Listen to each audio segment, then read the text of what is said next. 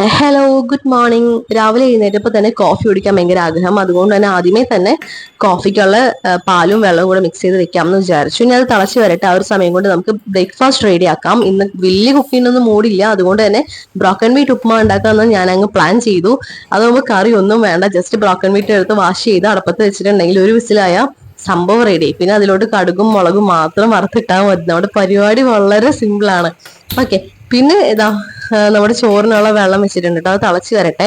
അതിന് ആ ഒരു സമയം കൊണ്ട് നമുക്ക് കോഫി ഉണ്ടാക്കാം. അപ്പൊ തിളച്ച പാലിലോട്ട് നമ്മുടെ ക്ലാസിക്കിന്റെ ഈ ഒരു ഫ്ലേവറിലുള്ള കോഫി പൊടിയാണ് ഞാൻ ഇട്ട് കൊടുത്തേക്കുന്നത്. മിക്സ് ചെയ്ത് വെച്ചിട്ടുണ്ട്.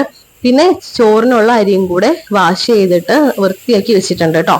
ഇനി വെള്ളം തിളച്ച് വന്ന് നമുക്ക് അത് കിട്ടാൻ മതിയല്ലോ. അപ്പൊ നമ്മുടെ ബ്രോക്കൺ വീറ്റിന്റെ വിസിൽ വന്നിട്ടുണ്ട് കേട്ടോ.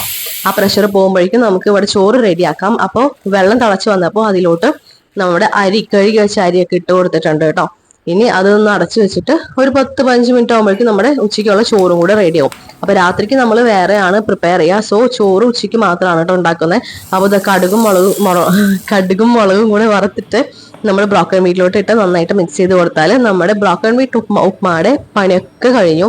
പിന്നെ ഇന്നത്തെ ലഞ്ചിന് ചോറിന് ഞാൻ ഒരു എളുപ്പപ്പണി കരുതി വെച്ചിട്ടുണ്ടായിരുന്നു. തലേ ദിവസം തന്നെ ഇന്നലെ വാങ്ങിയ ബീഫ് കുറച്ച് ബാക്കി അവിടെ ബാലൻസ് എടുത്ത് വെച്ചു. അപ്പൊ അത് നമുക്ക് ചൂടാക്കി എടുത്താൽ ഇന്ന് ഉച്ചയ്ക്കുള്ള ലഞ്ചിനുള്ള കറിയും കൂടെ റെഡിയാണ്. ഓക്കെ. അപ്പൊ ഇന്നത്തെ പരിപാടിയൊക്കെ കഴിഞ്ഞു. ഇനി രാത്രി നോക്കിയാൽ മതി. അപ്പോ നല്ല വരട്ടിയ ബീഫാണ് കേട്ടോ. നല്ല ടേസ്റ്റ് ഉണ്ടായിരുന്നു. നല്ല ഉപ്പും മുളകും പുളിയും ഒക്കെ ആയിട്ട് സെറ്റ് ആയിരുന്നു കേട്ടോ. അപ്പൊ ഇത്രയേ ഉള്ളൂ.